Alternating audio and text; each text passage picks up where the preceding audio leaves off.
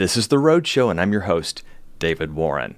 On today's program, we welcome back a man who describes himself as never boring, possibly life-changing. His name is Jay Payleitner, and this time he joins us to talk about his book, 101 Things Great Dads Do, subtitled Small Acts That Make a Big Difference. At this time, let's welcome back Jay Payleitner. Good to have you back with us, Jay. Well, David, what a privilege to hang out with you and the whole Roadshow crew there. I appreciate your hanging out with me. Absolutely. Before we talk about great dads, let's talk a little bit about your background in radio. I love your radio voice, by the way. Well, thank you. You won't hear my voice too often on radio, except when I'm a guest on a broadcast like yours, David. But I spent a decade on Michigan Avenue in Chicago in advertising as a producer and a writer of TV spots and radio spots for the American Egg Board, for Corona Beer, for Kroger grocery stores, and it was great fun. But God called me to Christian ministry, to Christian radio ministry. Might have been the fact that I got fired from that job at Michigan Avenue at the same time that my faith was growing, and I ended up, before I knew it, I was producing radio. I produced a Josh McDowell radio for 14 years. I was working with Chuck Colson on his Angel Tree radio special every year. I did radio fundraising specials for the Bible League and Voice of the Martyrs, and for the National Center for Fathering, I created a radio program called Today's Father, and we co-wrote 4,000 scripts for that. And suddenly I was probably the busiest freelancer for Christian radio in the country for a couple decades there. Well, I am also a script writer. You know, promos that you hear on the air. And I've realized after having worked at Oasis for over 33 years now, there aren't a lot of script writing people out there. This is not just a talent that everybody has, so I applaud you.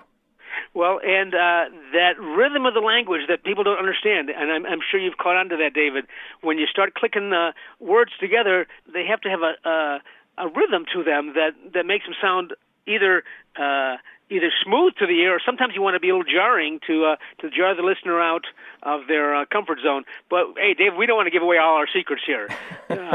Otherwise, people will start taking our work away from us. Well, now you're a book author, and really, that's just a long script, is it not? I had not. Yeah, I guess I have thought about it that way. And what happened in my world, of course, was a lot of my radio stuff went away because social media started to come. But that's when God gave me this gift of all these books I've written, and I'm up to 30 books now, David. And what a privilege it is.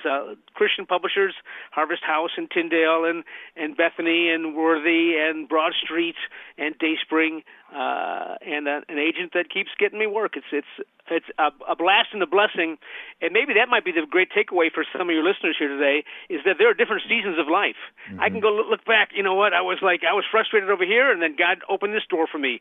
And then I learned something through that, and God opened this door for me. So if you're in a season right now that is kind of cruddy, just dig in, do your best, keep working hard, and God will open other doors for you. How's that for a takeaway? That's great advice and input from you already, and we're only in segment 1 of the program. Jay Payleitner is my guest today, and I almost tripped over your name there, Jay. Payleitner. What kind of last name is that? Well, my grandfather came over in 1908 on a boat from Austria with his 4 brothers and his sister, and they changed the name from Payleitner to Payleitner. So if you ever run into a Payleitner, they are either a cousin or a second cousin or that kind of thing. So yeah, it's an old German name, and old Austrian German name, and that's me. Well, today's guest, he has really become a well-known author in the Christian literature world. Jay, out of your 30-plus books, how many would you say are about fathering? That's what we're going to talk about here in just a few minutes. Well, certainly my bestseller was 52 Things Kids Need from a Dad, and that really kind of put me on the map. I've sold about 700,000 books, they tell me. And then after that was 52 Things Daughters Need from Their Dad, 52 Things Sons Need from Their Dad, then something called The Dad Book and The Dad Manifesto. Then I did a book with some of the guys at the National Center for Fathering, and then I did a parenting book. So maybe 7 or 8, I guess. I lose track. But this one, the one that we're kind of going to focus on today, 101 things great dads do, 101 things great dads do, is kind of the best of the best. We brought it all together. Harvest House said, hey, Jay, let's put your best stuff together and see how that goes. And people are understanding. They're getting it. It's one of those projects that came together wonderfully and easily, and I'm delighted to share the things I've learned along the way. I am not a theologian. I am not a pastor. I'm just a beggar who found bread, some things that happen to work, and I'm sharing that bread with other beggars who also need to eat. Jay, on the back of your book, you ask this question: what does it take to be a great dad? What's the answer to that question? Well, it takes an understanding of how important your role is. A lot of dads, they let mom do the child rearing, or they don't realize that how important they are to their kids. And it might not start really as early as you think. Dads need that skin-to-skin contact too, but let mom do her thing for the first while, because moms know how to nurture those babies. But after that, very soon thereafter, Dad, you take the lead and you tuck them in. You coach their ball games, even if you don't know how to play at all. You make their hobbies your hobbies. And so really it's about entering their world, seeing what's important to them, and then inviting them to enter your world so they understand where you're coming from. So that idea of involvement and realizing how important you are, because, Psalm 127, the great verse says, children are a burden from the Lord. No, children are a gift from the Lord. They are a reward from Him. And what do you do with the gift? You open it up. And that's what dads need to do. So that's a good way to launch our time together is, Dad, receive the gift, accept the gift from the Lord.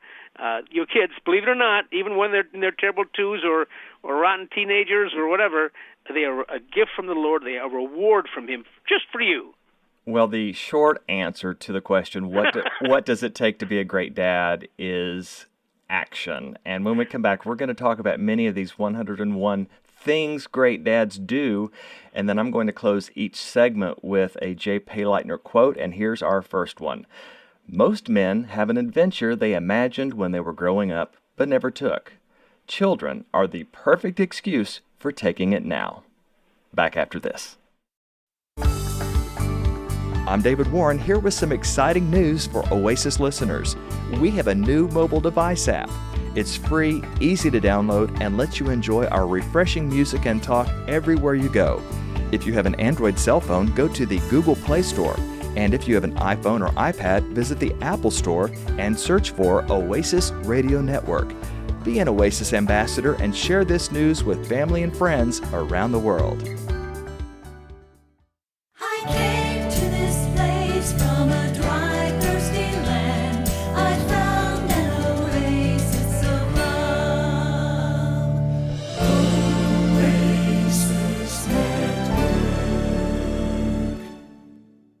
Jay Payleitner is my guest today. I'm David Warren, and let me go ahead and give you Jay's website address. It's jaypayleitner.com. And how do you spell Payleitner? Well, J-A-Y, and then last name is Payleitner, P-A-Y-L-E-I-T-N-E-R. It's got that E-I in the middle of it. That's one other way you can tell that it's that German background. Payleitner.com. But I've been around so long that if you misspell it, I think Google still finds me. Well, before we dive into your book, 101 Things Great Dads Do, you're a father yourself. You have 5 kids and now grandkids. Yep. Boys, girls, all the above? Well, I had 4 sons, and I'm going to confess to you that this weekend I'm married 40 years to the same wonderful bride. And 40 years ago, and then it was 10 months after we got married that we had my first son. So figure that, do the math on that. You can figure out that we're just learning how to do things there. And I had 4 sons, and they're all productive members of society. One of them, actually, Randall, is the associate publisher at Moody Publishing in Chicago. All right. So when your kids start doing better than you, that's a pretty cool thing. And all my sons are doing well. They married 4 awesome girls, so I have 4 wonderful daughters-in-law. but I don't want to forget my own daughter, my youngest, my baby. She ended up going to West Point because, of course, she was tough as nails, having 4 older brothers. So, I got my boys are a publisher, a teacher, a salesman, and a restaurateur. Well, before you started fathering your first child, had you already predetermined that you wanted to be a great dad? Well, you know what? I had a great dad, and I knew I wanted to be a dad. I didn't know how I would do. My dad passed away about 6 years ago now. I still miss him, and I am very much aware of the father wound out there and the father hurt. But there's a sense that I'm always optimistic about fatherhood. I look at a man who's struggling, and I say, you can do this, because that's the legacy that my dad left me with.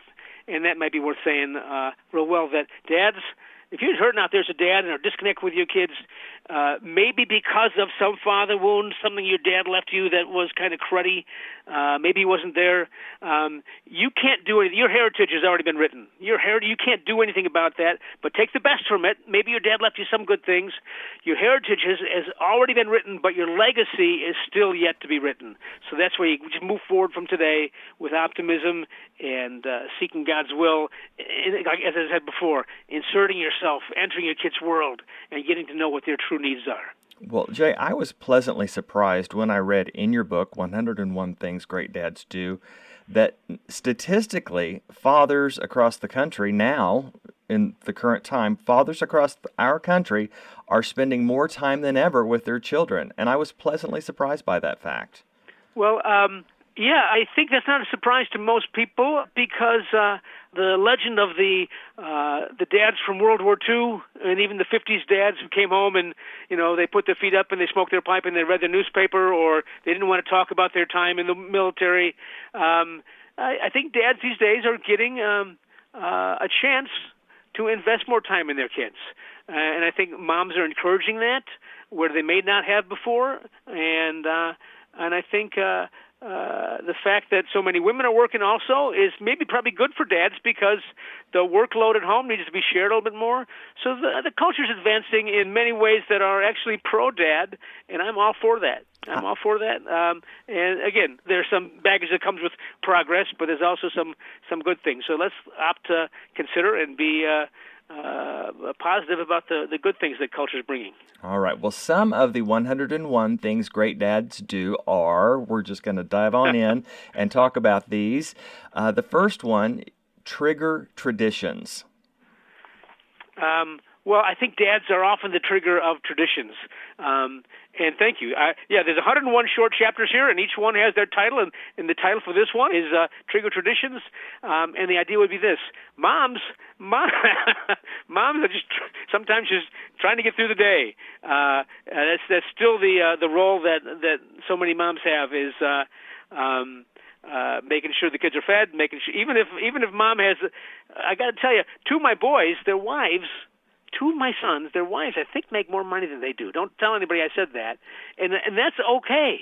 You know what? We shouldn't be embarrassed about that. That's, again, a changing culture.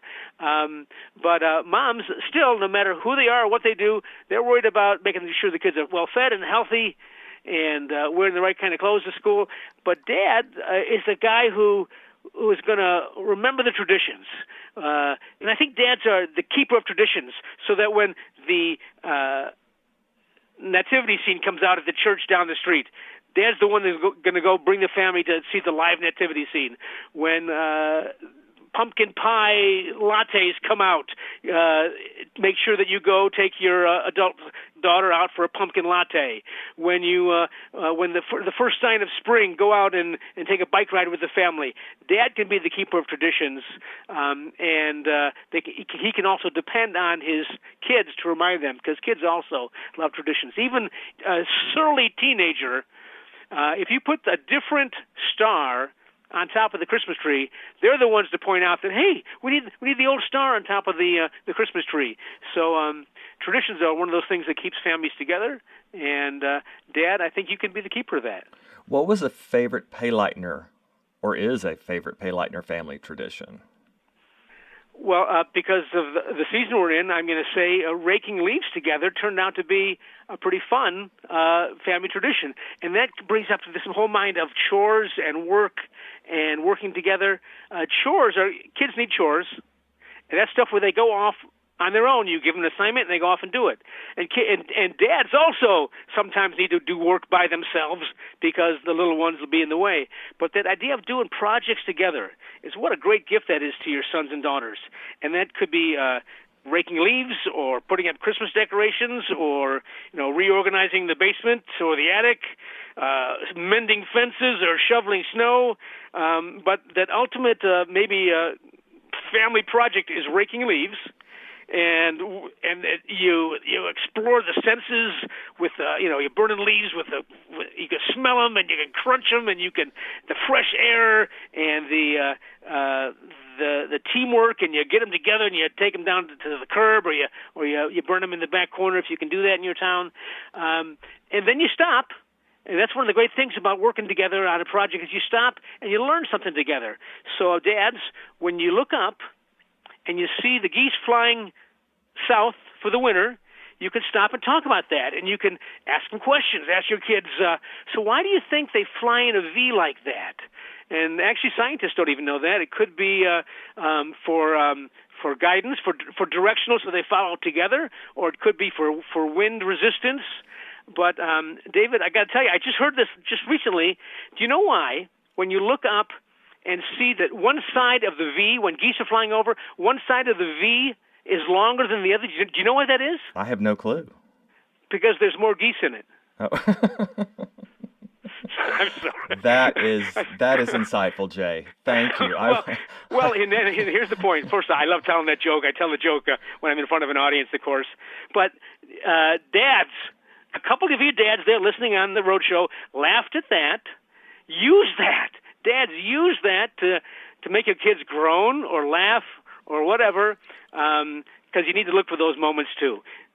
Being serious, raking, learning scientific things about the way geese fly, and then a laugh together. That's a pretty good way to wrap up this discussion on traditions. Well, one of my favorite traditions in my family of the Ingalls, when I was a little boy, my dad would always tuck me in at night, and he'd push the covers under the bottom of my feet, and he would then rub my feet through the covers, and usually would say like a prayer over me and just talk. And so I know that that's one of the 101 things great dads do. They tuck their kids in and say prayers.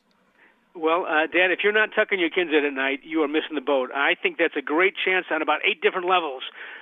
If you call yourself the Grand Tucker-inner, first off, you've given your bride, your wife, some time, and you've got a reason to go into that kid's bedroom.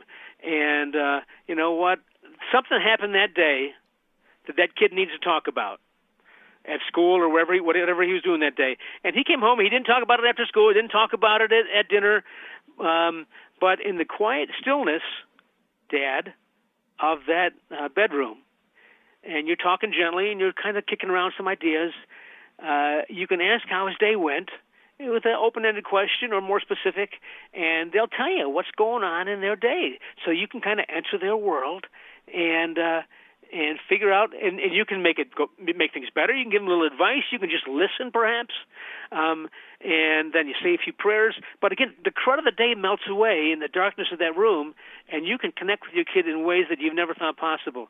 And the other thing it does,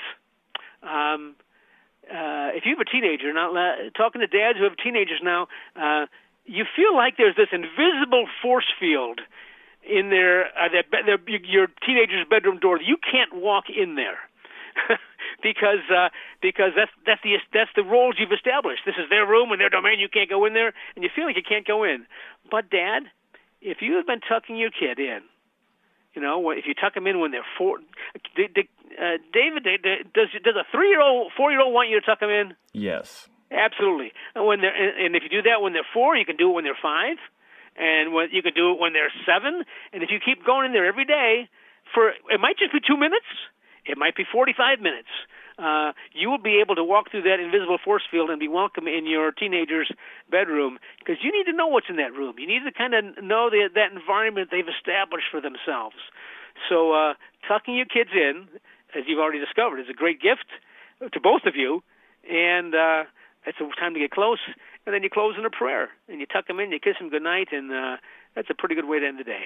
Well, we're talking about things great dads do, and this is a thing that great dads don't do. And this one made me chuckle because I'm very particular about the paint, my interior paint. It's off-white, eggshell, and I'm telling you, you just can't rub up against the thing, or you got to paint that whole area over. So I'm just kind of a little oversensitive about it. So this particular thing in your book made me chuckle. You say, ignore the stickball dents on the garage door.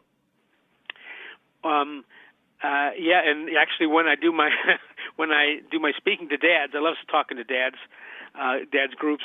I throw those words up on the screen, and it always gets a chuckle. Ignore the stickball dents on the garage door, because we can all relate a little bit to that on some level. And I'll never forget.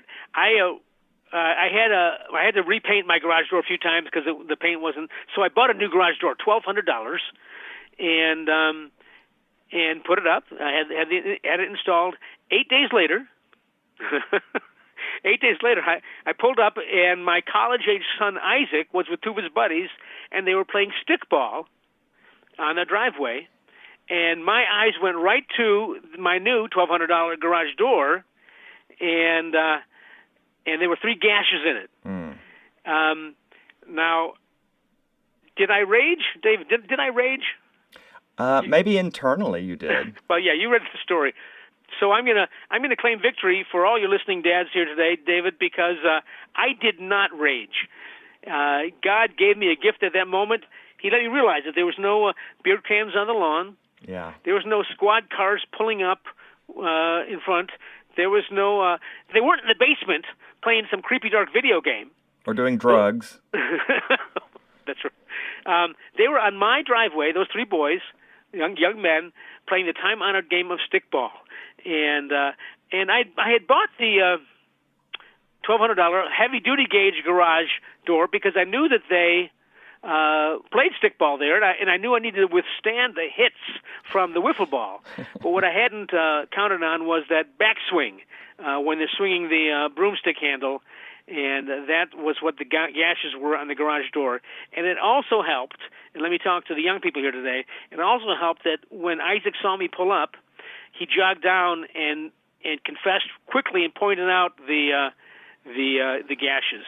So that was a preemptive strike on his part to come down and kind of confess and lay it out there and take whatever punishment I could dole out. But actually, I was almost more amused by it. The irony of it. My $1,200 garage door, with also already the mark of a dad who understood the importance of what it means to raise boys. I got a story that I finished this with. Harmon Killebrew, the great power hitter from Twins power hitter, tells a story of being out on his front lawn with his dad and his brothers goofing around, and Mom opened this front screen door and says, "Hey guys, you guys are tearing up the grass." And Harmon Killebrew's father said, "Sweetheart, we're not raising grass, we're raising boys." Yeah. So dads, there's plenty of time to resod and rescreen and recarpet. So relax, dads.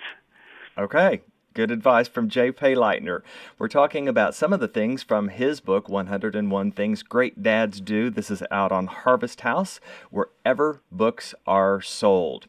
Well, when we come back, more of the 101 Things. But as we go to break, here is another Jay Payleitner quote.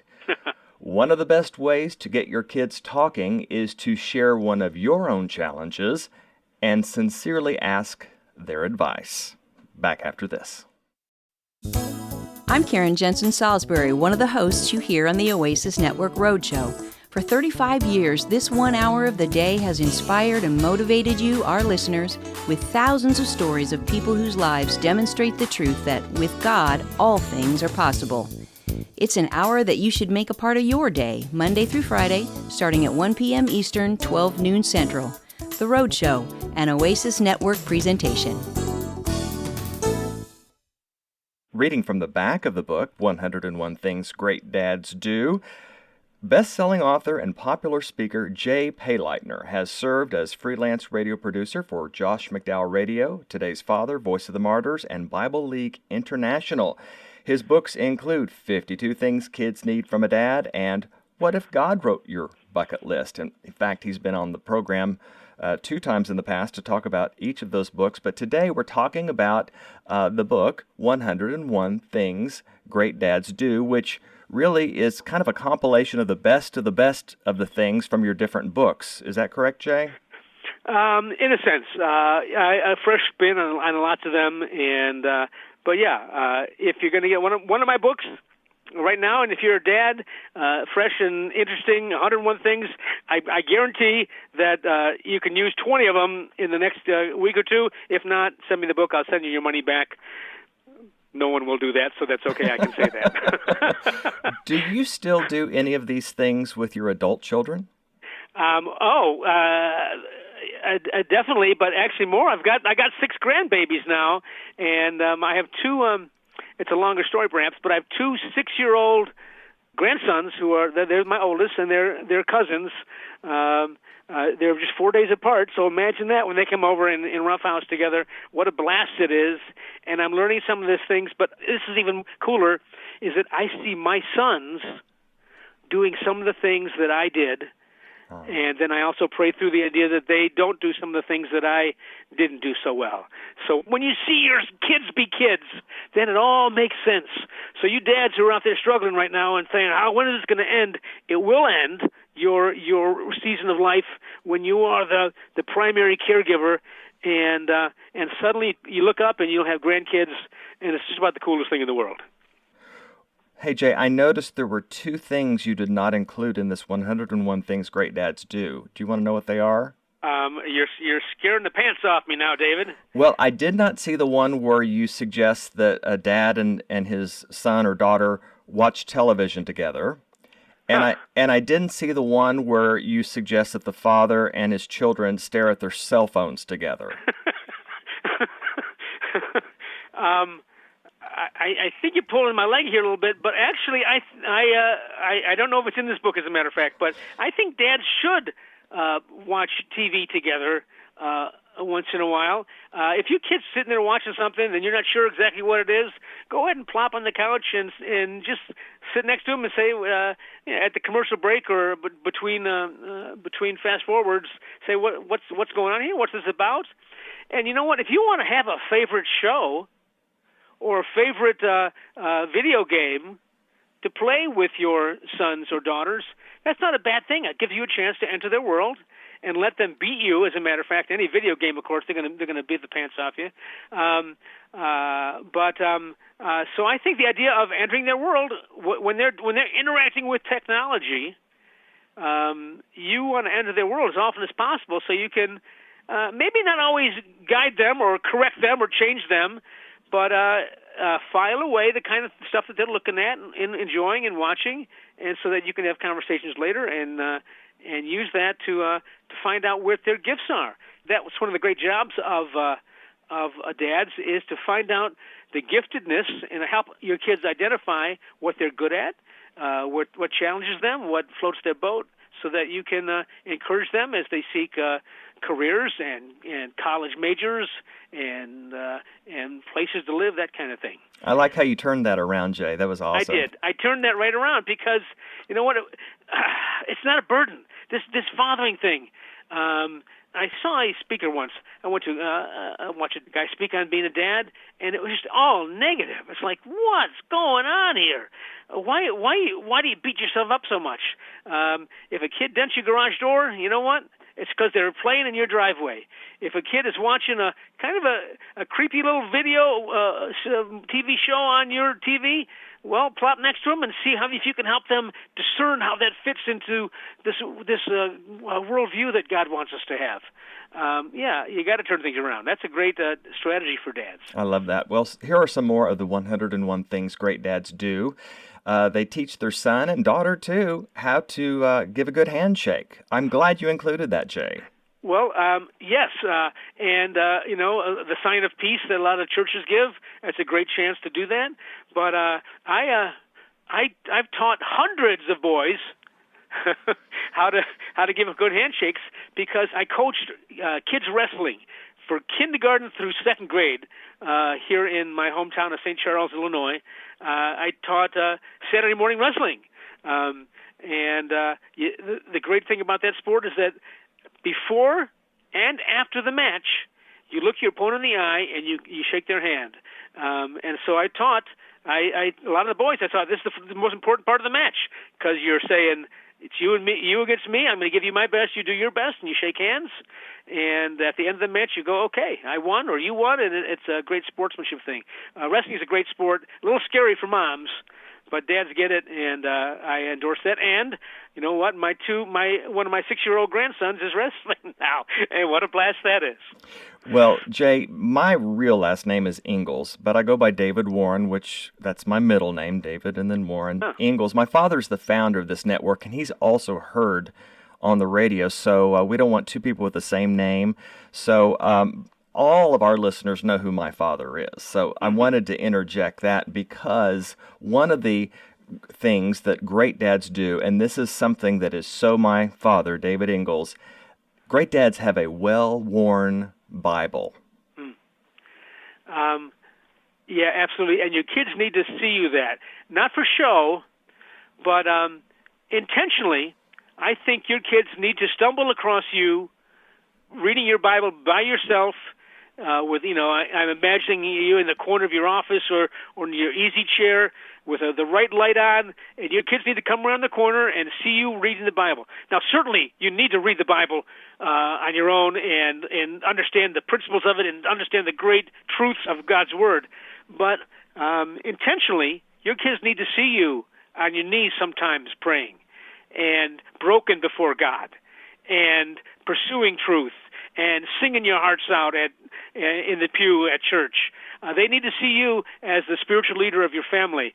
And it's so much easier to do that if they can see you do it and then watch you, learn from you, and then later on you can talk about it.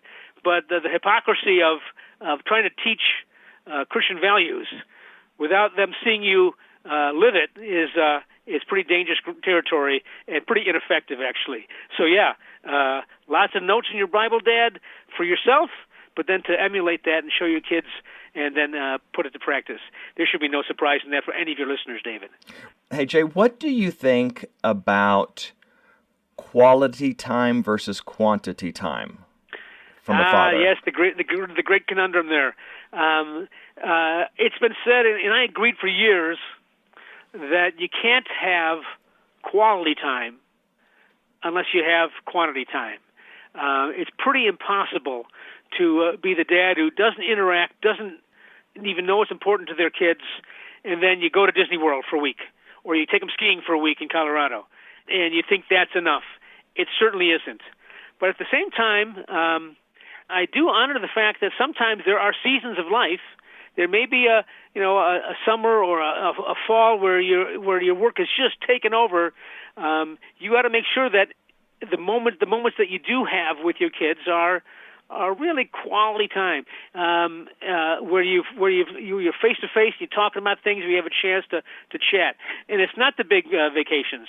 It has to be those moments that are intentional, and it could be some of these father-daughter events or father-son events that are scheduled by churches and ministries. That's pretty good quality time that can kind of make up for some missed quantity time. I think I might be hedging my bets here, trying to say they're both important. But let me do this, and it will come with a story. I love coaching baseball to 8 or 9-year-olds because you still know more than they do. And I was coaching my son's team, one of my son's teams once, and I had a little 9-year-old on my team. He's pretty good, not the best kid, but pretty good. His dad could never come to games because he worked during the week. We played on Tuesdays and Thursdays, and he couldn't come because he was out of town for those weeks in that summer. But we had a rainout to be made up on Saturday. And the little guy comes to me and says, "Hey, Coach Payleitner, my dad can come to the game on Saturday." So I think I'm going to do this dad and this kid a favor. I'm going to start the little guy at shortstop, bat him second in the lineup, let him show off for his dad a little bit. I'm kind of looking forward to this. And And Saturday comes, and this little guy hanging his head, and I'm saying, "What's up, champ?" And he goes, "Well, my dad couldn't come. He had to play golf." Oh. And the kid's used to. I'm mad. I'm angry. The kid's used to it. The dad doesn't. And here's the point: the dad doesn't know what he missed. So for a season of life, we need to make our kids our hobby. That's how to have both quantity and quality time. For a season of life, we need to make our kids our hobby. If your 4-year-old's into dinosaurs, you be into dinosaurs. If your 9-year-old daughter is into American Girl, pull out your checkbook and you be into American Girl. If your 15-year-old's into skateboarding, but yeah, Dad, you be into skateboarding. Find him a new park and make sure he has the right pads or she has the right pads, kind of thing. So for a season of life, because they're gone before you know it. David, you know that. My golly, they grow so fast. It's a cliche, but it is true. So for that season, maybe put your golf clubs away, maybe put your own hobby aside and make your kids your hobby. Is there a zone of time, a span of years that are the most crucial that you spend time, quantity time, with your children? Yeah, well, when I put these books together, most of my books, and especially this one, 101 Things Great Dads Do, I'm thinking of that dad of the 7 or 8-year-old. You know what? Where they're kind of trying to figure out this world. Maybe up to 9, 10, the middle school years, where they start to pull away. That's even more the time when dads need to connect. But I would be remiss if I just limited to that. Of course, moms can hold babies. Dads need to hold babies. Dads need to give that horsey-back ride to the 3-year-olds. When they're teenagers, you need to be able to stand in the doorway and say, hey, son, hey, daughter, tell me what's going on. And then they listen to you and respect you. And then I got to say, young adults, what a great season that is. If you poured into your kids for years, a decade or so, when they're 24 and they come up to you with an adult problem and you gotta work it through and you learn from them and they learn from you, man, is that an awesome thing. But that doesn't happen by accident. It starts when they're little.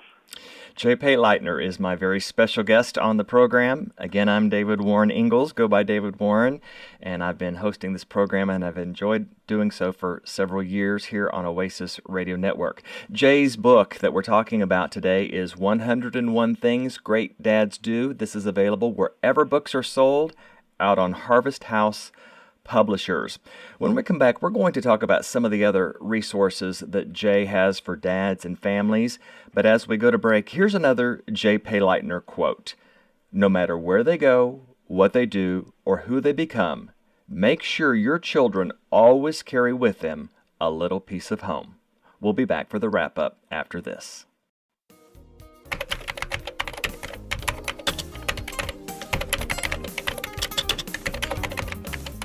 I'm David Warren, Program Director at Oasis Radio Network and one of the hosts of this podcast. All of our hosts enjoy hearing from you, our listening family, so drop us a note. Our email address is roadshow@oasisnetwork.org. Be sure to subscribe to the podcast and you'll receive new episodes on your mobile devices. And now, back to the show.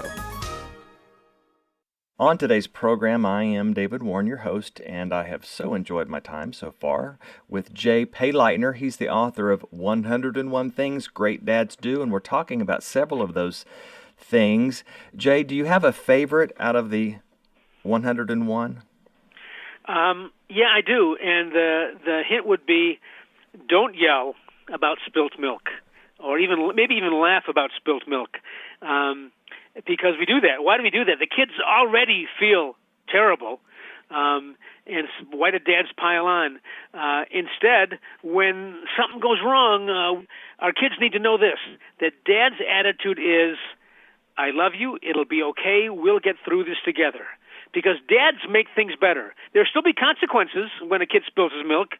Maybe half a glass of milk for a while. Don't give your 8-year-old a sippy cup. That's just not right. But there'll still be consequences. But when something bad happens, if they break a window, they go to dad because dad says to himself, they know dad is, I love you. It'll be okay. We'll get through this together. Because dads, you do love them. It will be okay in the long run. Ultimately, we know that. It's God's promise. And I love you, it'll be okay. We'll get through this together. You do want them to come to you with a problem. If they break Mom's favorite vase, they get to go tell Mom, but you'll be right behind them because Dad's attitude is, I love you, it'll be okay, we'll get through this together. And then I got to say, let's test that. David, say that with me. I love you. I love you. It'll be okay, we'll get through this together. Ready? You and me. Okay. I love you. I love you. It'll be okay. It'll be okay. We'll get through this together. We'll get through this together. Let me test you on that now. Hey, Dad, I wrecked the car. I love you. It'll be okay. It'll be okay. We'll get through this. We'll get through this because, together. And there will still be consequences. Maybe it's the junker you bought them to get to their high school football practice, and now they got to get a ride or pay their own insurance from now on. Dad, I'm in jail. I love you. It'll be okay. You know what? Maybe if it's a local lockup and you know the sheriff or police chief, maybe leave him overnight. That might be the right thing to do. But you want them to come to you. Dad, I'm dropping out of school. You want them coming to you, Dad, because the world will give them bad advice. So a dad should have this mantra, so to speak. They should already have this in mind for no matter what comes their way. And just as important, your kids need to know that is your attitude, that you love them. I love you. It will be okay. We'll get through this together. And Dad'll help me get through this. Yeah. Jay, you are a prolific writer, and we've really enjoyed talking about some of these things from the 101 Things Great Dads Do. And listeners, Jay Payleitner is the author's name. He's our guest today. Payleitner, Payleitner. This book is available wherever books are sold, as is Jay's latest book. And I wanted to get a little bit of time on this with you. The Jesus Dare, subtitled The Adventure You've Been Waiting For. Tell us about this particular book. Well, most of my early books were about family relationships, marriage and parenting and such. And I realized after talking to the audience, people come up to me afterwards and talk to me about things, and I realized that you can't be the best dad that you could possibly be. You can't be the best husband or wife or mom or boss or employee. You can't be the best you can be unless you've accepted Christ as your Savior. And so the natural progression was this idea of the Jesus Dare. And it's really, and it also comes out of my time with Josh McDowell. The book More Than a Carpenter. Josh McDowell's More Than a Carpenter, the classic book, 30 million copies sold on apologetics of who Jesus is. I handed that book out on the streets of Moscow with Josh, and I saw people just eager. This is 25 years ago now. And I saw people eagerly reading that, and that kind of put the seed in me years ago, and I kind of wanted to put a book together called What If He Is Who He Says He Is? That was the title of the book, the working title. What if He is who He says He is? And that's this idea of if Jesus is who He says He is, we have to embrace that. We have to admit that. We have to accept Him as is He the Lord of our life or not. And I couldn't sell that book. My agent couldn't understand it. No publisher could. But when I figured out that really the name of it is The Jesus Dare, and it's 26, 27 short chapters that just kind of remove some of the roadblocks to knowing Jesus and gives you some of the direct benefits of knowing Jesus in this world and the next. And the very last chapter is the first chapter says, hey, at the end of this book, we're going to challenge you to take the Jesus Dare. And then the last chapter is, of course, the sinner's prayer, where I just lay it out and say, you make this decision. You know what? We're all sinners. We all need a Savior. Jesus came to earth to live as a man, to show us how to live, and to ultimately die for our sins on the cross. And if you fully accept that, understand that, and believe that, and see your own brokenness, you can be guaranteed eternal life, and suddenly your life makes sense here on earth to give God glory. So I think I just kind of gave the salvation prayer there, David. Amen. Is that okay? Yes, absolutely. And that's what the book is. It's a book to give away. You can buy 10 at a piece. Churches are putting this in their welcome kit to give to new visitors. It's been kind of a cool thing. It could be my legacy book. As much as I love talking to dads and being the dad guy, this idea of the Jesus Dare and getting folks to share this, sharing the dare, and taking the dare, I am blown away by the response and by the potential. Well, Jay, before I spell jpayleitner.com, tell us about your website. Well, the website is about jpayleitner.com website is my books and my speaking, and have me come out. Please, I'd love to come out and speak at any place. I'll come to any place in Oklahoma, or Missouri, or Ohio, Virginia. All your listeners there, David, be glad to come out and do a marriage conference or a fathering conference or a men's retreat. But actually, maybe a more fun website is thejesusdare.com. thejesusdare.com, where you can see a music video we did and a podcast and some graphic memes and some music, that kind of thing. And you can get to my website from there. So go to thejesusdare.com to find out more about that little book, and it'll open up your world to more than you ever want to know about what I'm doing these days.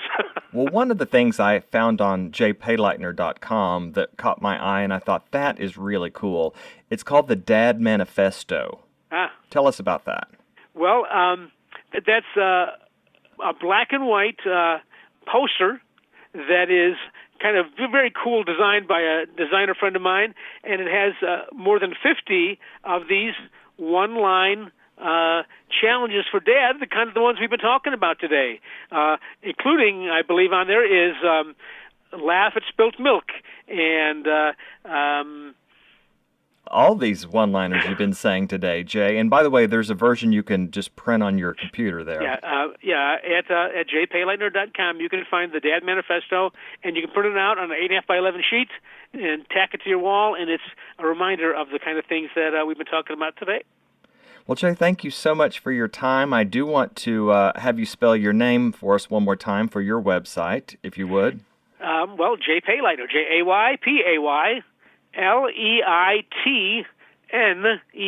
Thank you. And then we have the JesusDare.com website as well. Yep. That's very fun and kind of interactive, and I would challenge your listeners here on the Road Show to take the Jesus Dare and share the Jesus Dare. Okay, the JesusDare.com. Jay, thank you so much. I love talking Radio Man to Radio Man, and it's been a blast. Let's do it again anytime. All right. Well, listen, I want to leave our listeners with two things that are inspired by you. The first is our final Jay Payleitner quote. You say, "The best gift a father can give to a child is himself." I love that. And then you have an admonition from chapter 86, and we'll wrap up the program with this today. Jay, you say, call, text, or reach out to your kids right now. For Jay Payleitner, I'm David Warren, and it's been another great Road Show. You've been listening to The Road Show. If you'd like to write to us, here's our address. The Road Show, P.O. Box 1924, Tulsa, Oklahoma, 74101. Our email address is roadshow@oasisnetwork.org. The views of today's guest aren't necessarily those of this station, but we do appreciate and thank our guest for spending this time with us. The Road Show, an Oasis Network presentation.